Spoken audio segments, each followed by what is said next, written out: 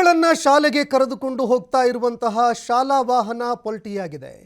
Tyre puncture ಆಗಿ ಶಾಲಾ ವಾಹನ ನೋಡ್ತಾ ಇದ್ದಂತೆ ಪಲ್ಟಿಯಾದ ಘಟನೆ ಸಂಭವಿಸಿದೆ. ಇನ್ನು ಈ ಒಂದು ಅಪಘಾತದಲ್ಲಿ 16 ಮಕ್ಕಳು ಗಂಭೀರವಾಗಿ ಗಾಯಗೊಂಡಿದ್ದಾರೆ. ಗಾಯಗೊಂಡಿರುವ ಮಕ್ಕಳನ್ನ ಆಸ್ಪತ್ರೆಗೆ ದಾಖಲು ಮಾಡಿ ಚಿಕಿತ್ಸೆ ನೀಡಲಾಗ್ತಾ ಇದೆ. ಮೈಸೂರಿನ ಹಬ್ಬನಗುಪ್ಪೆ ಗ್ರಾಮದ ಬಳಿ ನಡೆದಿರುವ ಘಟನೆ ಇದು. ಕಂಪಲಾಪುರ ನೊಬೆಲ್ ಶಾಲೆಗೆ ಸೇರಿದಂತಹ ವಾಹನ ಇದು. ಈ ಶಾಲಾ ವಾಹನ ಟೈರ್ ಪಂಕ್ಚರ್ ಆಗಿ ಹಳ್ಳಕ್ಕೆ ಬಿದ್ದಿದೆ ಅನ್ನುವಂತಹ ಮಾಹಿತಿ ಲಭ್ಯವಾಗ್ತಾ ಇದೆ. ಒಂದು ಹಳ್ಳಕ್ಕೆ ಬಿದ್ದು ವಾಹನ ಪಲ್ಟಿಯಾಗಿದೆ. ಇನ್ನು 16 ಮಕ್ಕಳು ಈ ಒಂದು ಅಪಘಾತದಲ್ಲಿ ಗಾಯಗೊಂಡಿದ್ದಾರೆ ಅನ್ನೋ ಮಾಹಿತಿಗಳು ಲಭ್ಯವಾಗ್ತಾ ಇದೆ. ಇನ್ನು ಗಾಯಗೊಂಡಂತಹ ಮಕ್ಕಳನ್ನ ತಕ್ಷಣವೇ ಸ್ಥಳೀಯ ಆಸ್ಪತ್ರೆಗೆ ದಾಖಲು ಮಾಡಲಾಗಿದೆ.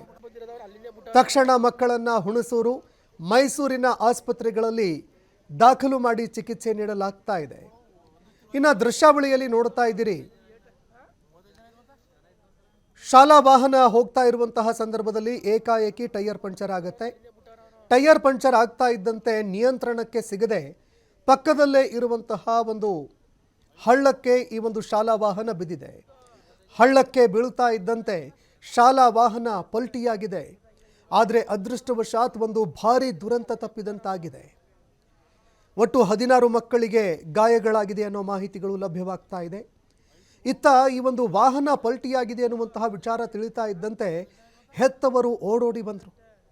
ಮಕ್ಕಳ ಒಂದು ಆರೋಗ್ಯ ವಿಚಾರಕ್ಕೆ ಸಂಬಂಧಪಟ್ಟಂತೆ ಆಸ್ಪತ್ರೆಗೆ ದಾಖಲು ಮಾಡಿ ಈಗ ಚಿಕಿತ್ಸೆ ನೀಡಲಾಗ್ತಾ ಇದೆ. ಇನ್ನು ಸ್ಥಳೀಯರು ಕೂಡ ಮಕ್ಕಳನ್ನು ರಕ್ಷಣೆ ಮಾಡೋದಕ್ಕೆ ಅಂತ ದೌಡಾಯಿಸಿ ಬಂದರು. ತಕ್ಷಣ ಏನು ಮಕ್ಕಳು ಆ ಒಂದು ಶಾಲಾ ವಾಹನದಲ್ಲಿ ಸಿಲುಕಿದ್ರು.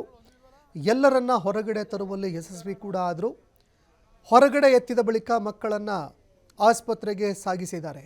ತಕ್ಷಣ ಆಸ್ಪತ್ರೆಗಳಿಗೆ ದಾಖಲು ಮಾಡಿ ಚಿಕಿತ್ಸೆ ನೀಡಲಾಗ್ತಾ ಇದೆ ಅನ್ನೋ ಮಾಹಿತಿಗಳು ಲಭ್ಯವಾಗ್ತಾ ಇದೆ.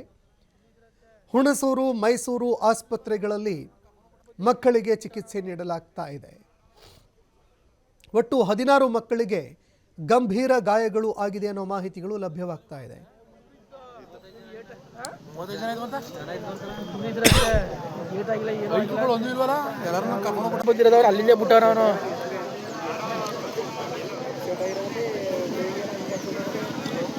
ಬೈಕ್ಗಳು ಒಂದಿತ್ತು ಮನೆಗೆ ಬರೋಕ್ಕೆ 30 ಜನ ಇದ್ರಂತೆ. ಬೈಕ್ಗಳು ಒಂದು ಇಲ್ವಲ್ಲ, ಎಲ್ಲರನ್ನ ಕರ್ಕೊಂಡು ಬಂದಿರೋದವ್ರು ಅಲ್ಲಿಂದೇ ಬಿಟ್ಟಾರ. ಅವನು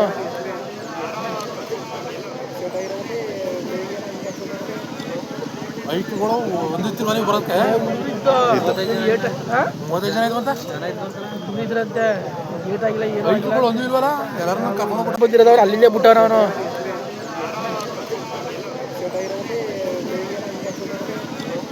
ಬೈಕ್ಗಳು ಒಂದಿತ್ತು ಮನೆಗೆ ಬರೋಕ್ಕೆ